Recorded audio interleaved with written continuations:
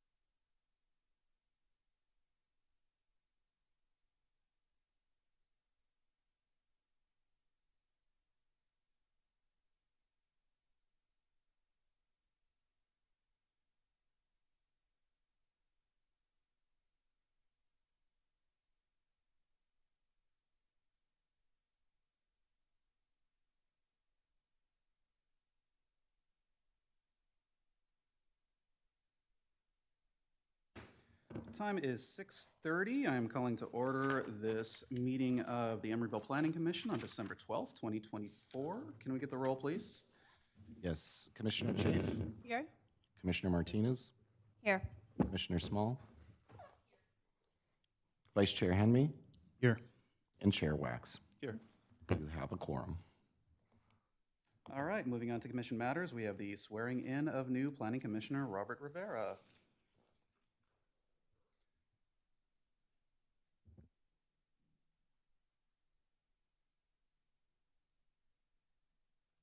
Thank you, Chair. Welcome to Robert Rivera. If I could have you stand up and raise your right hand.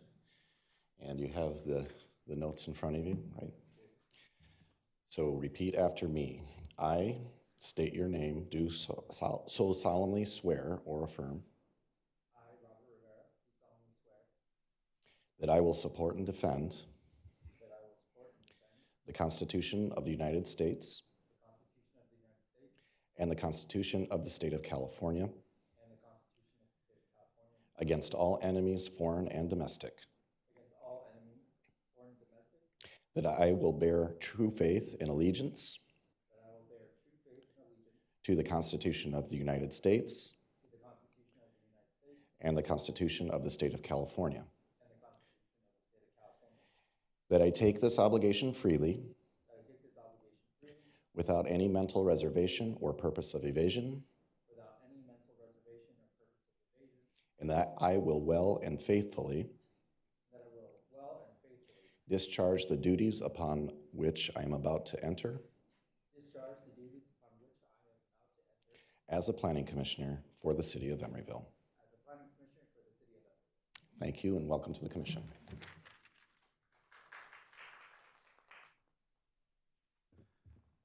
Commissioner Rivera, if you would like to, you can take a moment to introduce yourself to us. Hi,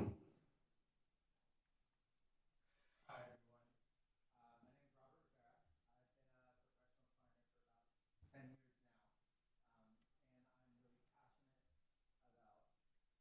professional planner for about 10 years now, and I'm really passionate about. Oh, there you go. All right. Hi, everyone. My name is Robert Rivera. I've been a professional planner for about 10 years now. I didn't prepare a speech or anything like that, but I just wanted to say how greatly appreciative I am of this opportunity to serve for the city of Emeryville. I've lived in the city of Emeryville for the past few years now, and it's such a unique gem in the East Bay. And I look forward to working alongside my colleagues here and improving the city and hopefully making great recommendations for housing and improvements for the community. So thank you very much. Thank you. And now 3.2, Planning Commission Meeting Calendar 2025. Yeah, so this is our regular schedule for year 2025, and we are looking for you to, for a motion for approval. We meet every Thursday, except for November and December, where the meetings are combined, and we meet on the second Tuesday in December. Other than that, this is a schedule that is useful for staff as well as for applicants. so that they can, it gives you submittal deadlines for specific commission meetings and things like that. So it's routine business. So what we are looking for is a motion from the commission for approval.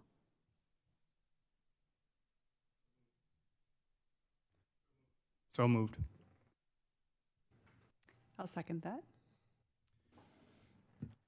On the motion by Vice Chair Henme, seconded by Commissioner Chafe, I will call the roll. I'm Commissioner- sorry, point of order. Sure. Since we're voting on it, do we need to take public comment or offer public comment? Thank you. Yes, we should. Thank you, Commissioner Martinez. It is 6:35, and I am opening this to, oh, I'm sorry. It's not a It's public reaching. hearing. It's not a public hearing. We don't have to open it. We can just say, is there public comment on? Yeah. Okay. Go ahead. Are there any public comments on the Planning Commission meeting calendar for 2025? All right, moving on We'll to finish the roll if the taking the roll chair will- call. Yeah, thank you. Again, on the motion to approve the 2025 calendar by Vice Chair Henme and seconded by Commissioner Chafe. Commissioner Chafe, Aye. Commissioner Martinez, Aye. Commissioner Rivera, Aye. Commissioner Small, Aye. Vice Chair Henme, Aye. and Chair Wax. Aye. The motion passes. Thank you. All right, now moving on to item 4, general public comment. At this time, members of the public may make comment on any items that are not on the agenda. Any speaker who wishes to come forward will have 3 minutes. Do we have any members of the public who wish to come forward and speak? Not seeing any, just confirming we did not have any cards. Moving on. 5, approval of action minutes, September 26, 2024. I'll move the minutes. Second. On the motion to approve the September 26, 2024 minutes made by Commissioner Martinez, seconded by Vice Chair Henme, I'll call the roll. Excuse me. Commissioner Chafe, Aye. Commissioner Martinez, Aye. Commissioner Rivera, I'll abstain since I wasn't there. Commissioner Small, Aye. Vice Chair Henme, Aye. and Chair Wax. Aye. Motion passes. Thank you. Community Development Director's report. Thank you. My report for this meeting, since we didn't have, since we canceled the last, is a little bit longer, so bear with me. And I've, downsized it for this particular meeting. So quick council recap of actions taken since your last meeting. On October 15th, the council approved the second reading of the accessory dwelling unit ordinance amendments that you had approved back in August. Council authorized execution of amendments of a regulatory agreement for Avalon Senior Housing, which is to facilitate a pending refinancing of that project. Approved a waiver of the noise ordinance for Upside Foods for weekend work at 6201 Shell Mound.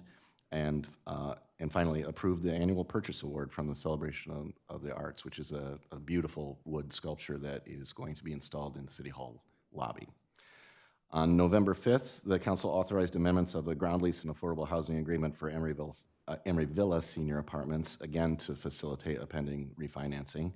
On November 19th, the city council held a study session and received an update on the Art Center project, received an annual report on development impact fees as an information item, authorized submittal of an application for transit-oriented community grant funds, and selected artist Sija Chen for the 40th Streetscape Public Art Project.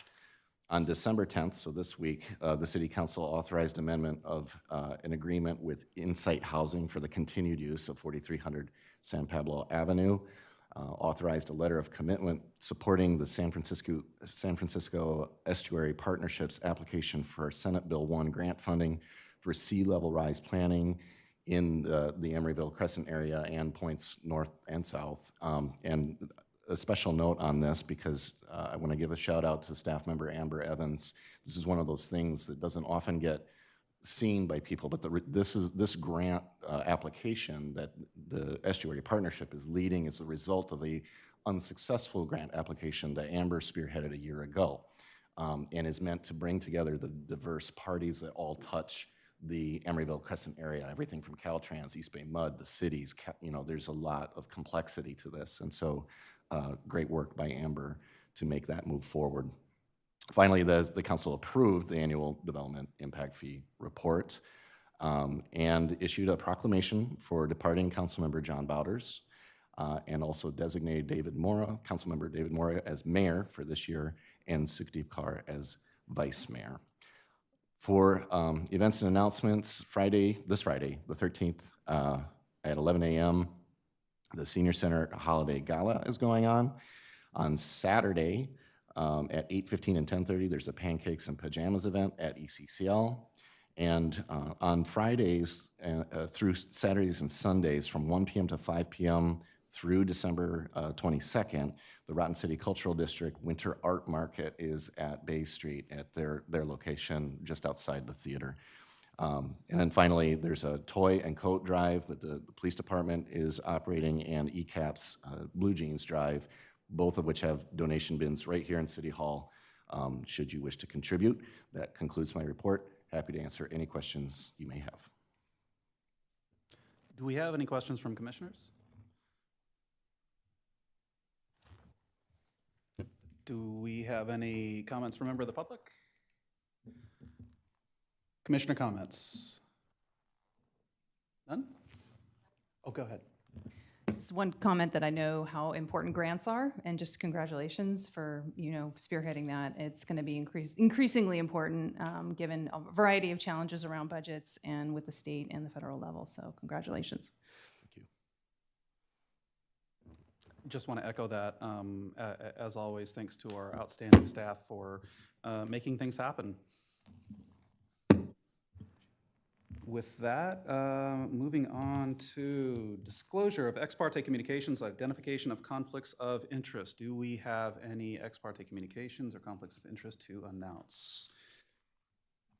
Seeing none, public hearings. We have one public hearing, 8.1. This is the Powell Street Plaza Master Sign Program.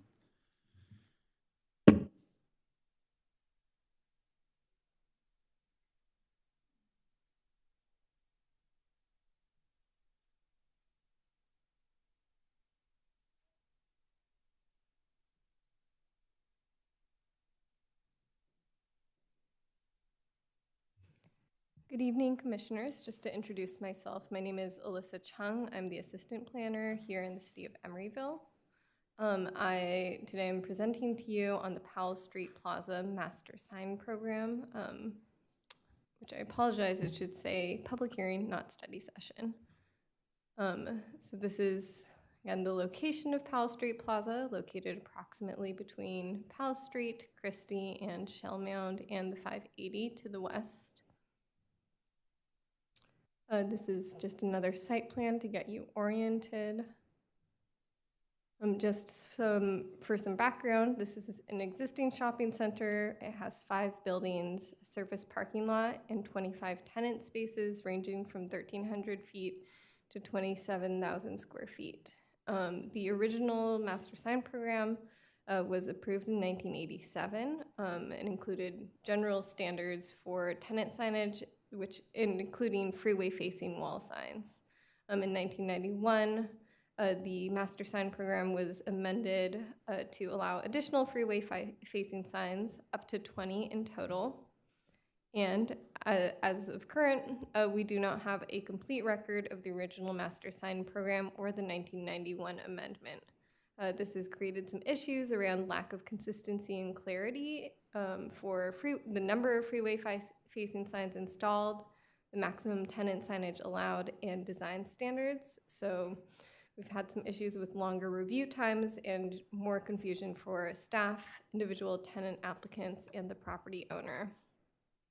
So we have been working with the applicant to prepare this master sign program to make it easier to review and approve individual tenant signs in the shopping center more quickly. So on August 22nd of this year, you did review the master sign program at a study session. The key recommendations that you offered from that were to address pedestrian and bike visibility conflicts, with the existing monument sign and proposed directional signs, and to ensure that maximum sign area was calculated correctly. Just as an overview, this new Powell Street Plaza master sign program would supersede previous sources of regulation for signage in the Powell Street Plaza shopping center.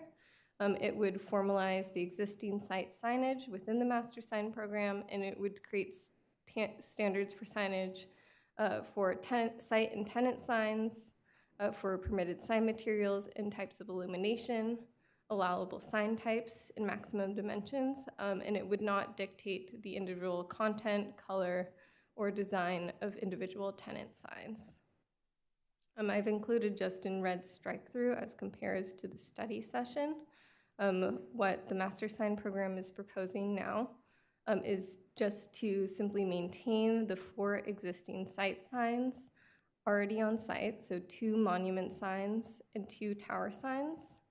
The original proposal to include 4 directional signs within the surface parking lot has been removed from this proposal.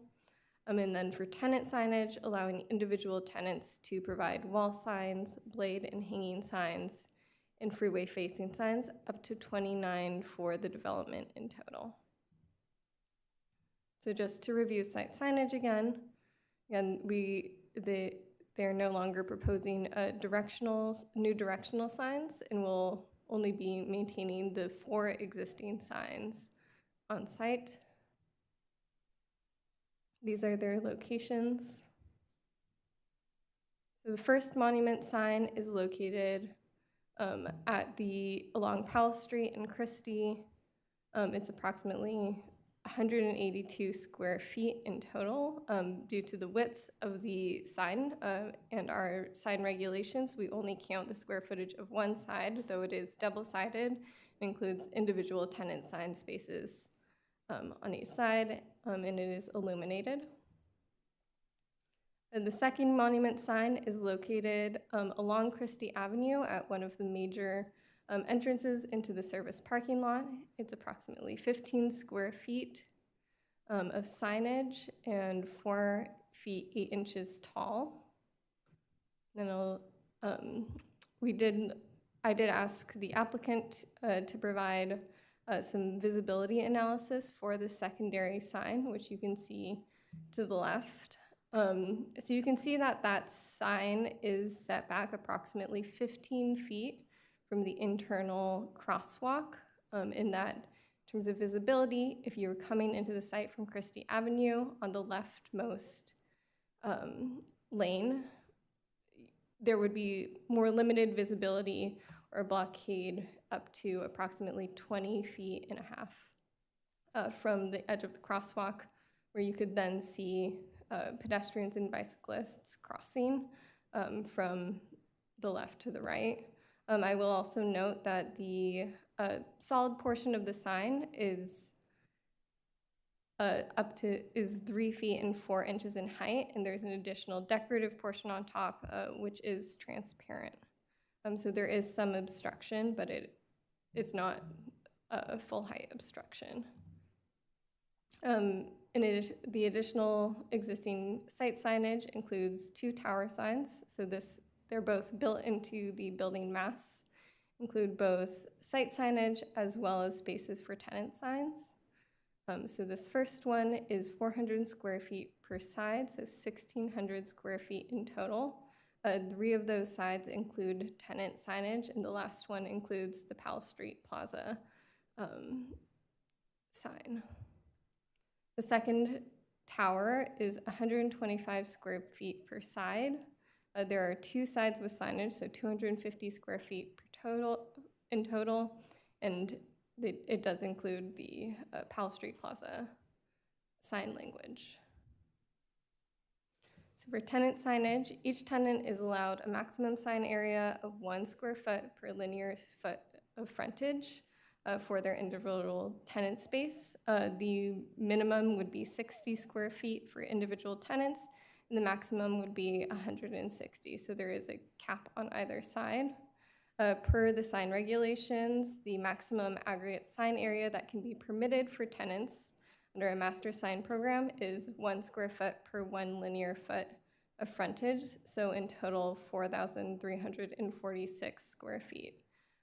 Because of the cap that would be put on the overall or the individual square footage per tenant, the aggregate sign area proposed by the master sign program will most likely be considerably less than this.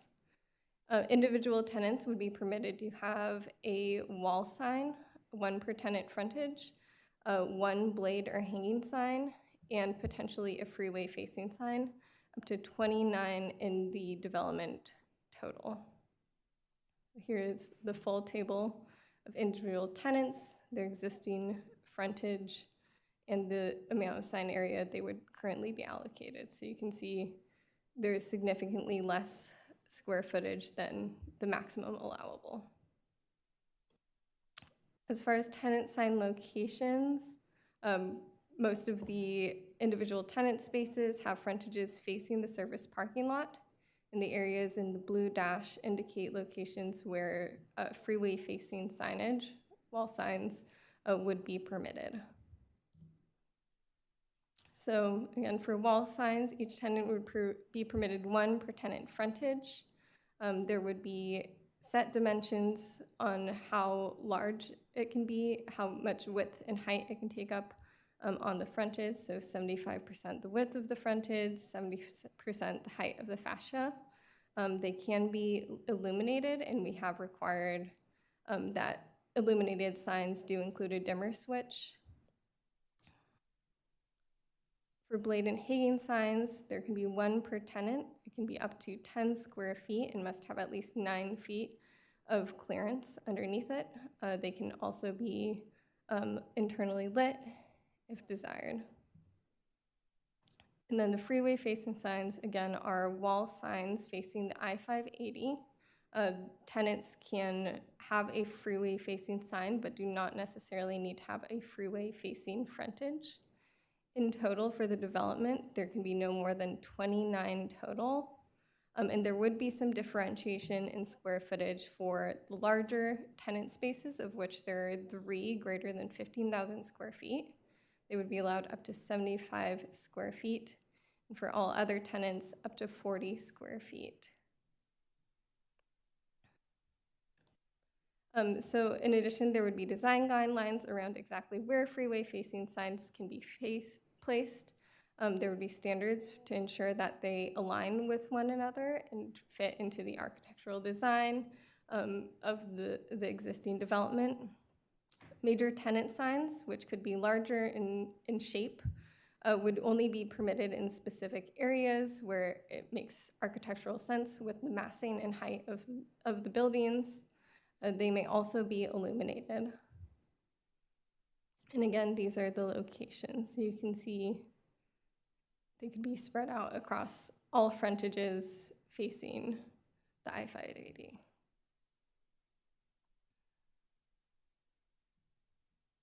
And then these are the elevations. So you can see section A would be the location where major tenant ID would be permitted. So the original master sign program only allowed up to 20 freeway-facing signs and up to a maximum total area of 2,410 square feet. In comparison, this proposed master sign program would allow up to 29 freeway-facing signs, but the cumulative area of this would be much lower. It would be closer to 1,265 square feet in total. The master sign program findings are as follows. Promote visual harmony, to have the master sign program relate well to the building and be compatible with the existing architecture, to be in character with the surrounding area, that the total aggregate sign area is consistent with the sign regulations, that the permitted signage is no more than is necessary, and that the master sign program complies with the Emeryville planning regulations. In addition, the Planning Commission must make the design review findings that the design of the project is consistent with the general plan, including urban design goals. the design of the project conforms with the Emeryville design guidelines and that the project is of high design quality compatible with the surrounding area. Staff believes that you can make these findings tonight and recommends approval of the proposed Powell Street Plaza Master and Sign Program. I also have the applicants with us tonight. They do not have a presentation, but are available if you have any questions. Thank you. Do we have questions from commissioners? Go ahead. Planner Chung, if you wouldn't mind going back to the presentation, the slide 25, if you could pull that up. At the study session. Go back. Right. At the study, Oops, sorry. 25. Yep, thank you. At the study session, I had mentioned that inside corner on section A, yes, right where your cursor This is corner. going up and down as going east-west, not north-south. If you could put your cursor on that inside, right. And there's no dotted line there. I had made that suggestion as that's a highly visible location. Does the applicant not wish to include that in their, in other words, is it, do they prefer not to have that dotted line added to this drawing?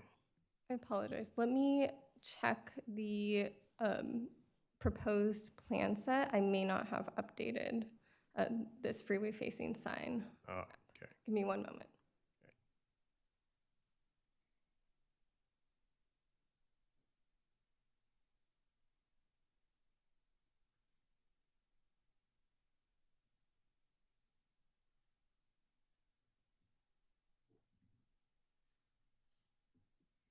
And for the new commissioners who weren't here at that study session, I had suggested that because it's perpendicular to the traffic pattern, which makes it the most visible surface rather than the ones that are parallel to the street. Particularly all those cars coming off that exit ramp would be facing that wall, and so it would be highly visible.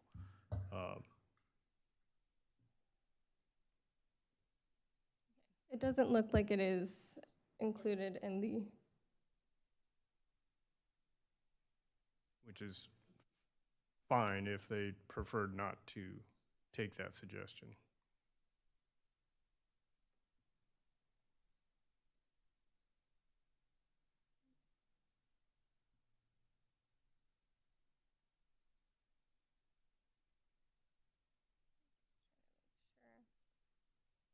it does look like it's shown on sheet T2 of the submitted revised Okay. one. That's my apologies. I must not have included the updated version. Okay. Thank you.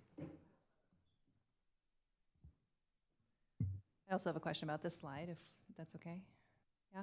I'm just curious, the section C has a maximum of 12 signs, and it looks like the square footage of each individual retail is a little bit smaller there. So is that relating to the fact that there are more retailers in that particular section? It just seems disproportionate relative to the section D and section B. Is the maximum number of signs per section like fixed, or is there some flexibility? It would seem strange to group a lot of signs together in one place relative to 4 and 3 shown in section B and section A.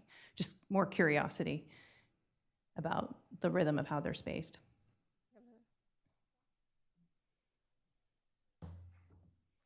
Hi, I'm Gordon Ross with Ross Luth and Creative. We the firm that designed the or put the master sign program together. I believe that when we put this together, we were looking at size, try and guesstimate the size of sign, and also putting some of the parameters that we had, which would be 3-foot minimum between signs and so on and so forth. Just calculating the amount of space we had available in these various sections, that's how we came up with the numbers and the quantities that we felt would be appropriate for these sections. Okay.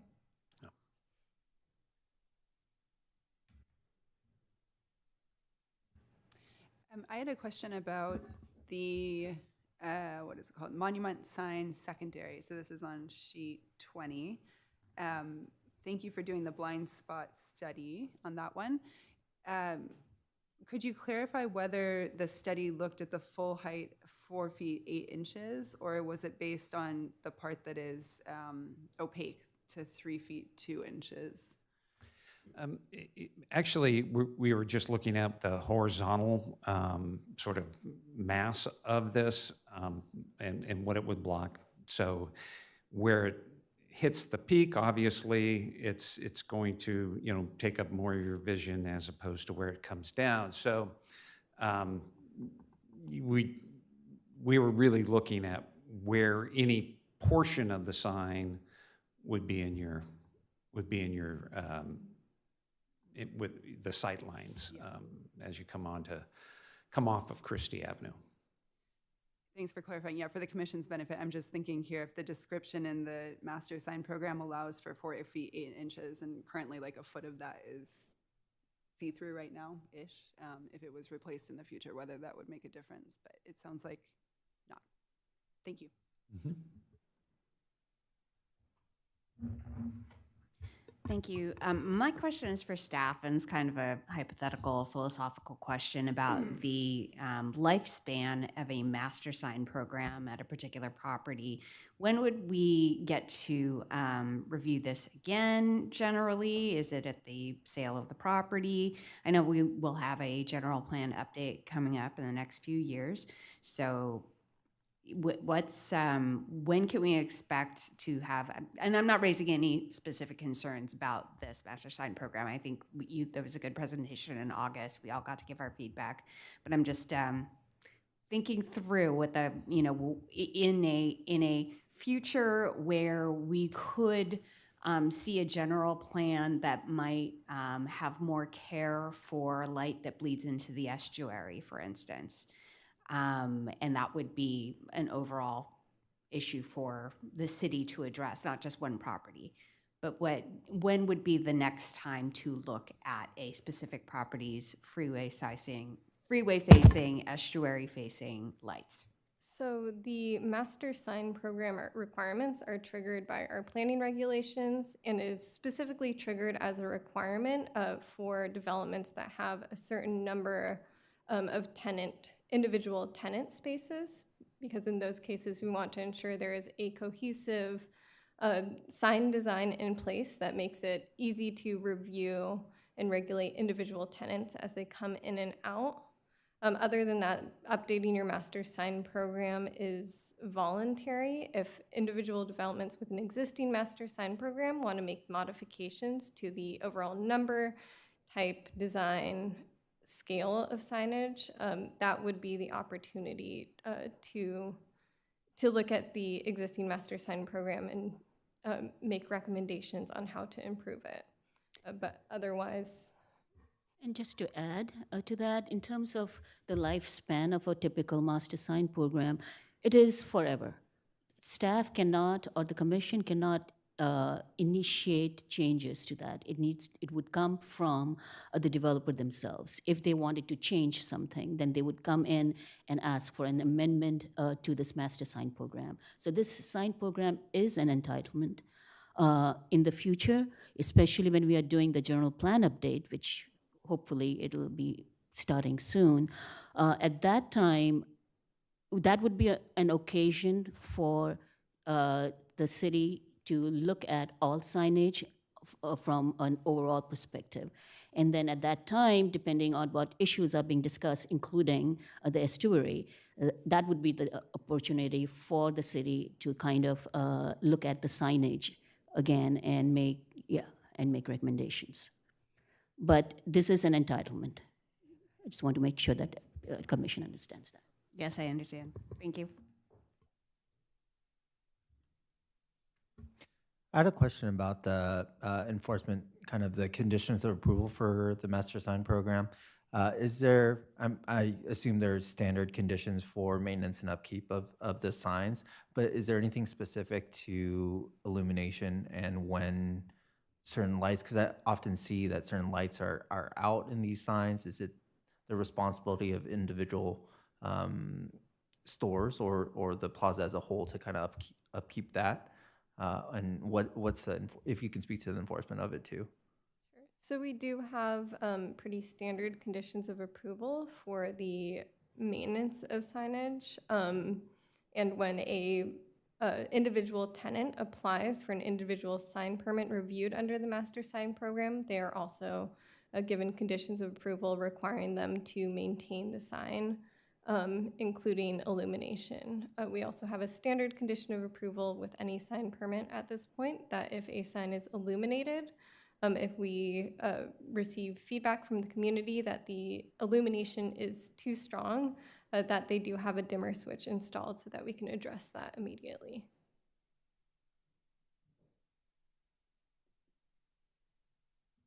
Would that also apply if we find that there are like significant, if it's, because most of these signs are not facing the community, they're facing a state park. So if we were to find that there was any kind of an issue, would that apply also to our dimming regulations based on that?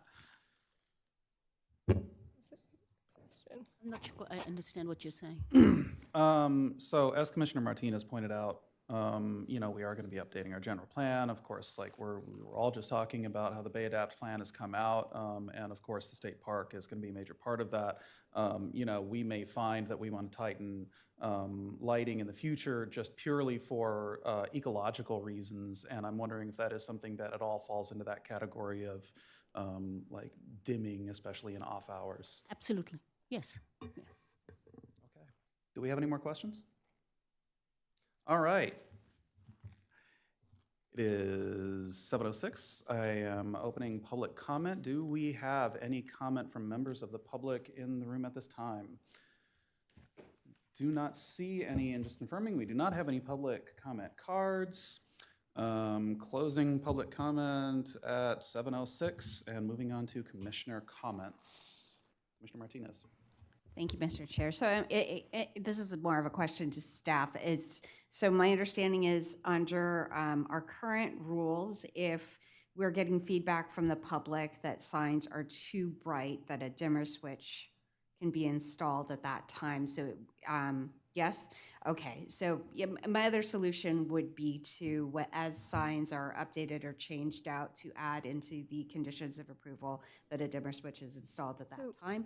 However, I think that might be, you know, just, I think it's already addressed.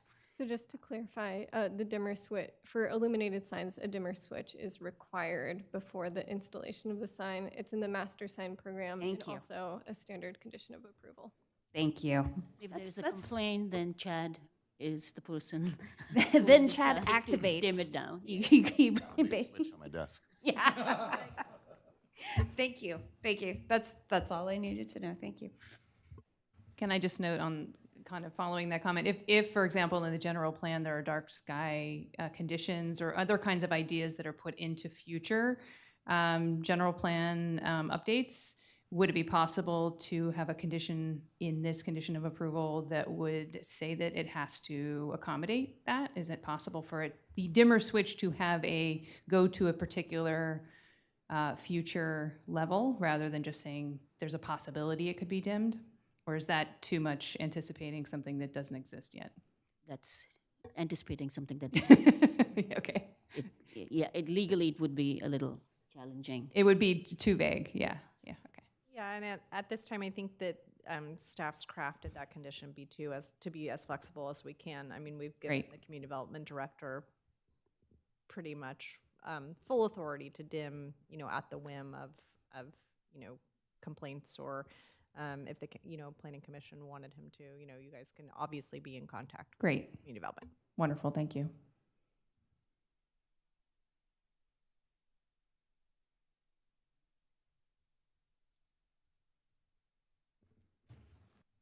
I'll move the resolution. I'll second.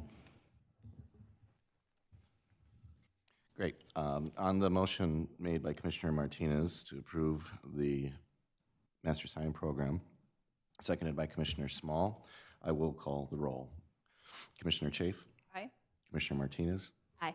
Commissioner Rivera? Aye. Commissioner Small, Aye. Vice Chair Henry, Aye. and Chair Wax. Aye. Motion passes. Thank you.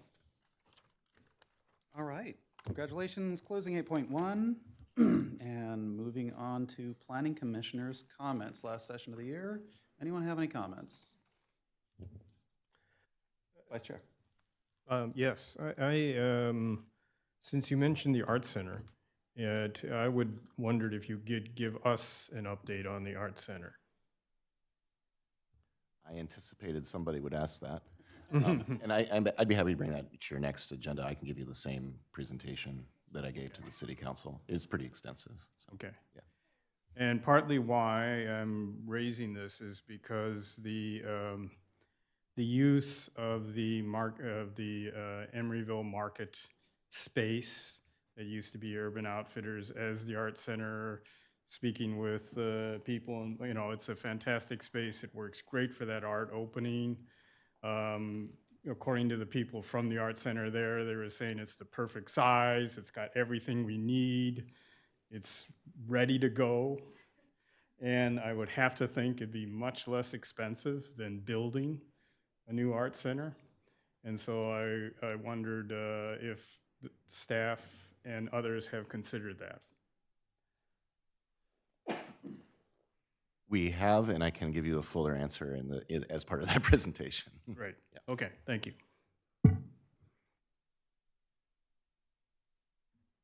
No other commissioner comments?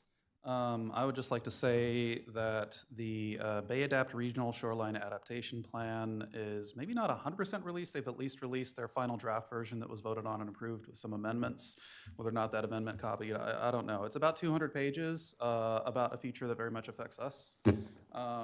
And if you read it, you'll get some idea of the efforts that this city and this region are going to be working on, and some ideas of what our shoreline might be looking like in the future, and also just in what direction so many of the efforts that we have made to support the ecology of the shoreline, of the park, of the estuary, what all the payouts might be eventually, other than just, you know, it's good for nature in an abstract kind of way. I think it is a very encouraging document to read, even though it is overwhelmingly about preparing the region for higher water levels. It is not all bad news. I really recommend giving a read, and once again, would love to acknowledge Amber Evans and the rest of staff for helping get the funding together so that we can start working on those plans with our regional partners.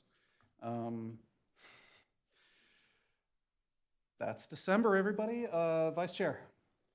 Well, since you mentioned the Bay, it occurred to me, since we had this tsunami warning, does Emeryville have a tsunami map or some kind of depiction on potential tsunami impacts?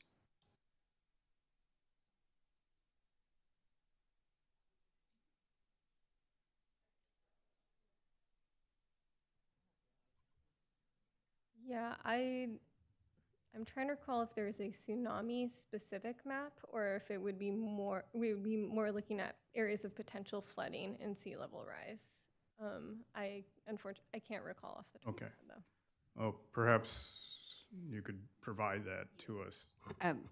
Vice Chair Henry, the moment that warning happened, the city wisely advised us to go to tsunami.gov, and we were just all red. Every part of Emeryville was red. There was no safe space.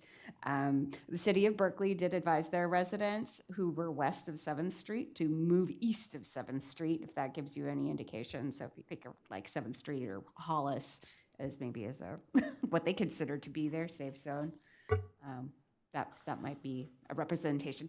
And then in our climate action plan 2.0, I believe there are maps that show estimated sea level rise, which is different from tsunami and inundation. And from what I understand from disaster relief, one disaster relief professional that I talked to on that day is that the threat to where we are with our position in the Bay would have been inundation rather than a big wave washing over us. So I was ready for my poor little sump pump to be working overtime at San Pablo and 45th. So that's, and you know, sewer backflow, any failing valve that is meant to go out but started coming in is the danger. So. Just as someone who spent some time growing up in tsunami country, don't be that cautionary tale of someone who didn't take the warning seriously and went out surfing. Any other commissioner comments? All right, then, closing commissioner comments, and that leaves us with adjournment at 7:15 p.m. Thank you, everybody. Recording stopped.